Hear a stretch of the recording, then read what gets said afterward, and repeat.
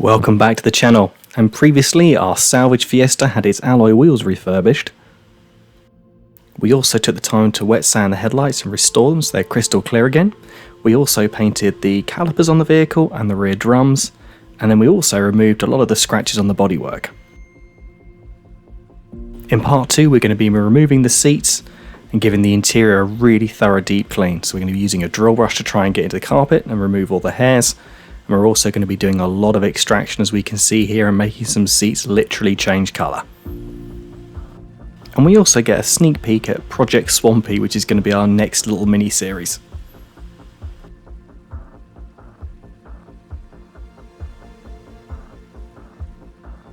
Hi and welcome back to our second part of our little mini series on this Salvage Ford Fiesta. This is a 2008 vehicle that's covered around about 75,000 miles. Now in part 1 we tackled all the outside of the car. I'll put a little card up the top there if you haven't seen that already. And now we're going to look at the inside of this car, which is absolutely disgusting. As we can see, there's things quite literally growing on the side of the seat. They're really stained and it's just full of dog hair in the boot, which is quite ingrained into the carpet. So today we're going to take the seats out of the car and get in there and really give it a thorough deep clean.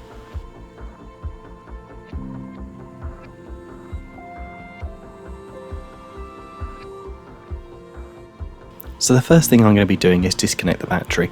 These seats have airbags on the side of them and we don't want the slight possibility of an electrical jolt going through them and then we're going off. So if we disconnect the battery first, that makes it really safe. As we can see here, as we start taking the car apart, even the mats are absolutely disgusting, ingrained with dirt and hair and all sorts. But they're salvageable and we can do something with those. Next, just to make my life a lot easier, I'm going to dismantle the back of the car. So I'm going to remove the parcel shelf, then I'm going to remove the boot carpet. Underneath that's like as we're about to see, it's like a little fluffy liner that's sort of quite good for sound deadening. We'll remove that as well. Then after that, it's got this little cover with a sort of twiddly knob that we remove there, and that will give us access to the spare wheel well. It's important on a car like this, which is really dirty, to remove the spare wheel and the little toolkit underneath, just to make sure there's no water in there from a water leak perhaps, or it's just absolutely full of dog biscuits and other sort of hair and horribleness. With that done, we can look to take the seats out. So as I was mentioning, the electrical cable here, because the battery's disconnected, it's safe to unclip this, and then there's just 4 bolts on each corner just to undo so we can remove the seat.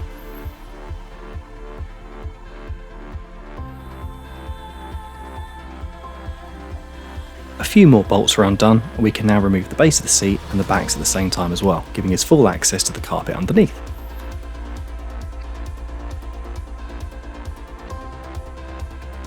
So everybody's going to be pleased to know that I've actually finally bought a lily brush. However, in the meantime, previous to this video being filmed, this is what I've always used. It's a dog hair brush we have in the motor trade. They're quite common, I think, on the internet as well, and they're also really effective. So I haven't quite had a car come through with dog hair yet, so I haven't used the lily brush because it's only come in the last week or so.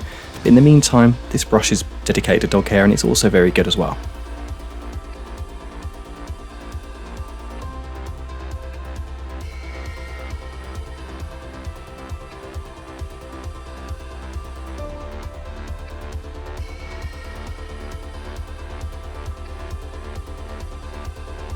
So I'm just using in this process an interior detail brush, the crevice tool mainly on the vacuum cleaner. I've also got the dog hair brush I've mentioned, and the vacuum cleaner also has a little brush attachment you can stick on the end, which is quite good at sort of getting the dust up and going into the little side pockets and stuff. And it's just a case of using those items to get as much of the dust and surface debris off before we get a little bit more involved.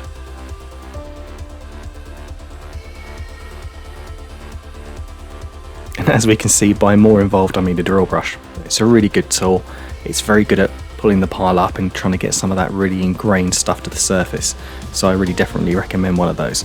I'm also going to be using very shortly a wire brush as well. Now you don't usually use a wire brush on a regular basis, but on something like this where the carpet, the pile's really trodden in and sort of soiled and damaged over the years, it's very good because it's going to get in those fibres, sort of tease out any of the hairs, and it also does 2 for 1. It sort of fluffs the carpet up a little bit and gives it some of its pile back. So you wouldn't want to use one on a regular basis, but on a situation like this it's very effective at getting the dirt out and secondly putting a little bit of the fluff back in the pile at the same time.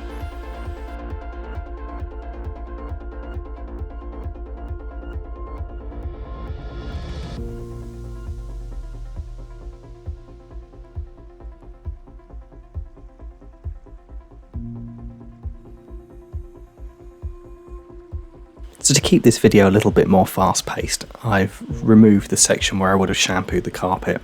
To be honest, obviously there's dirt coming out of it, but the seats were far more dramatic and I thought was more relevant to what we're trying to achieve today with the video.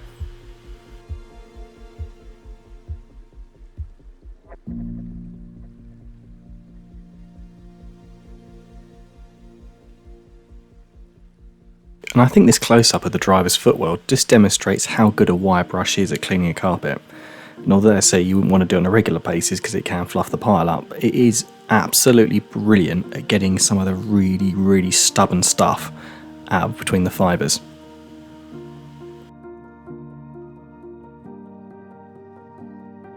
So with that done, we can now look to clean the inside of the plastics.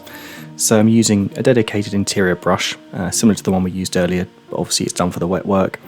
And this in conjunction with an airline and a damp microfiber is fantastic at cleaning the inside of the car. And as we're about to see how good an airline is, there's this little pattern down the side of the glove box, and these two centre sections have like a hollow bit, and they're full of dirt, and you just can't get them out. But as we can see here, well, visibly on the camera, how much of the debris the airline can actually force out of areas that you're never going to get a brush into in a million years. So I really do recommend it if you're in the trade or doing this for a living, that a compressed airline is going to be your biggest friend.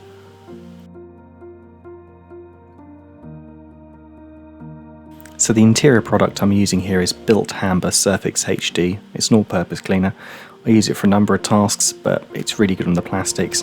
Very dilutable. I think this is roughly about 10 to 1. So it's really cost effective as well.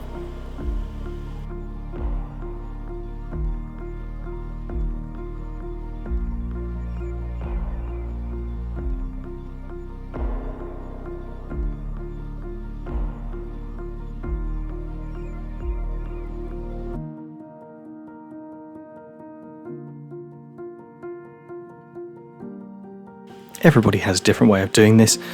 Usually I have a couple of microfibers and a bucket of clean water. I'll just wring them out so they're damp. I'll spray the all-purpose cleaner over the area I'm cleaning and then agitate it with the brush. Wipe it off so all the APC's gone and the dirt, hopefully, with it. And then I'll just use the airline just to dry it off afterwards. By using the airline to A, dry it, and secondly remove any dirt, you can inspect it almost immediately and make sure there's no residue that you might have missed or it might need a second pass over it. So it's definitely a really good tool to use. And as we're about to see, extremely good at removing stubborn parking tickets behind the dashboard. Look at those fly out.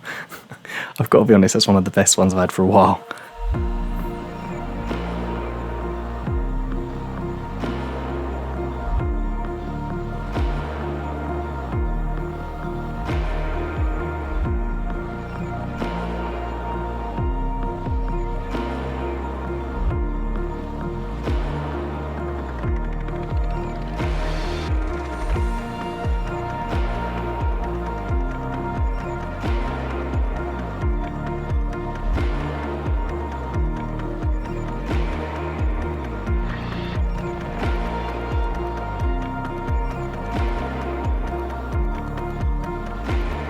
As we're about to see, the only area I really couldn't improve much was this black tide mark where the tyres sat. This is like a sound deadening underneath this area and it's just seeped into there over the years, so although it is clean in there, I can't remove that black ring, unfortunately.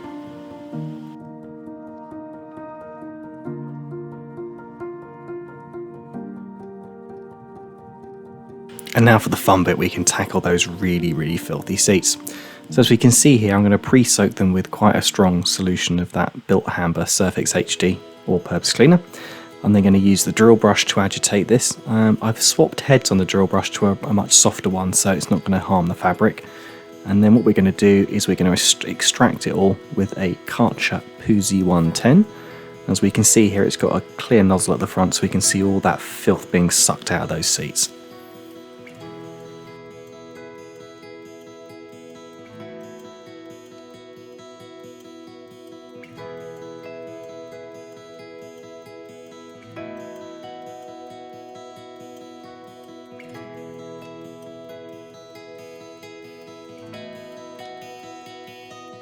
As you can appreciate, some of these seats may take 2, 3, 4 passes to get all the filth out of them, and also you would go around doing the sides, the backs of them, etc.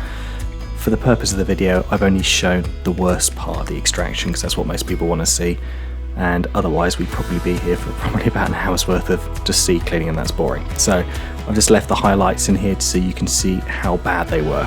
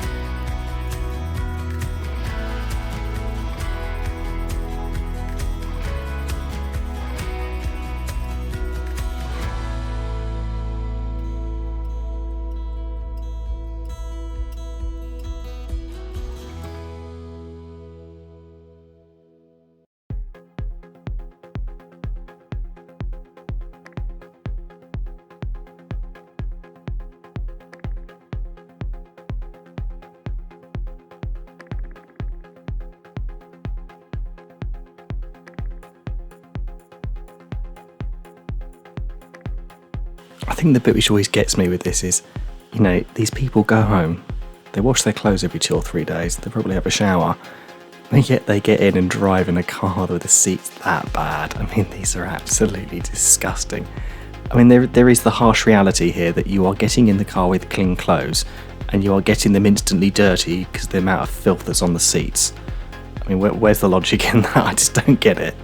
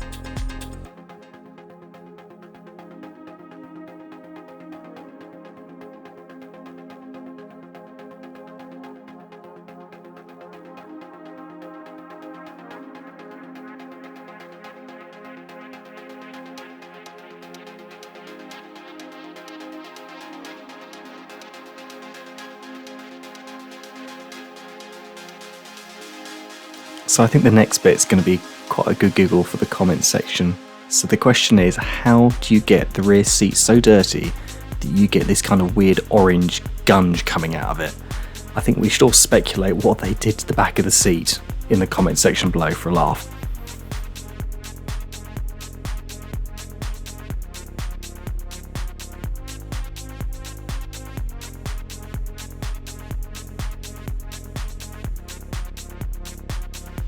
And for the bit we all love, the bucket dump. So yep, that's no longer in the seats, the carpet, the interior. The next person who drives the car hasn't got to worry about sitting in all of that. Lovely.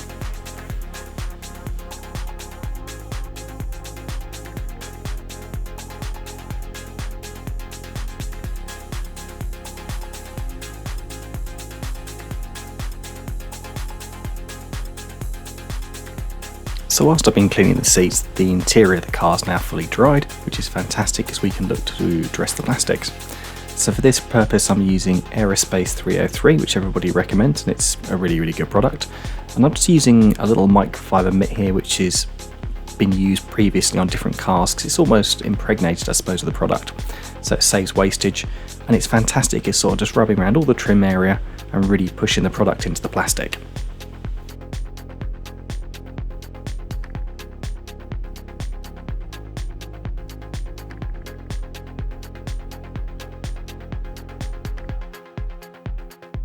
With this process now complete, we can look to reassembling the car.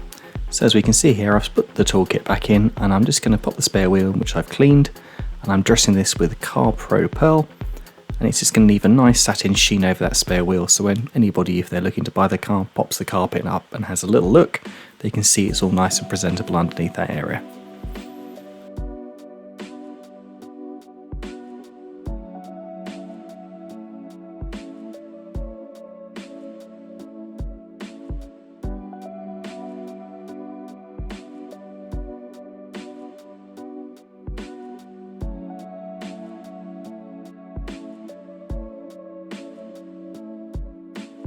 So before we go to the after shots, this is a good opportunity to A, plug the channel and do the subscribe thing, and secondly show you what's coming up next to entice you to subscribe if you haven't. So this is going to be a little mini series. I've dubbed this car the Swamp Thing, as we can see on the camera. Why? It's absolutely disgusting. So this car is going to be another little mini series, so we're going to be doing the wheels, the headlights, the paintwork, and as we can see, definitely the inside of the car. So it's going to be another seats out challenge because this thing is absolutely disgusting in here.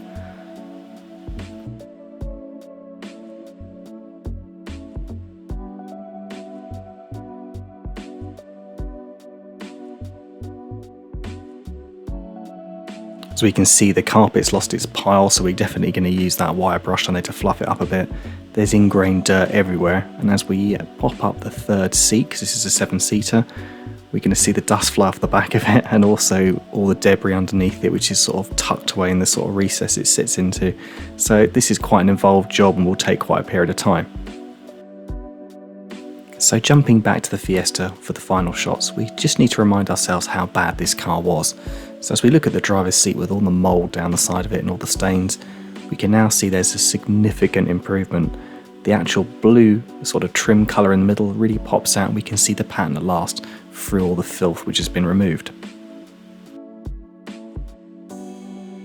And by far this passenger seat was the worst. It was absolutely disgusting. As we can see now, it's an absolute transformation. You would never know it looked like that in the first place.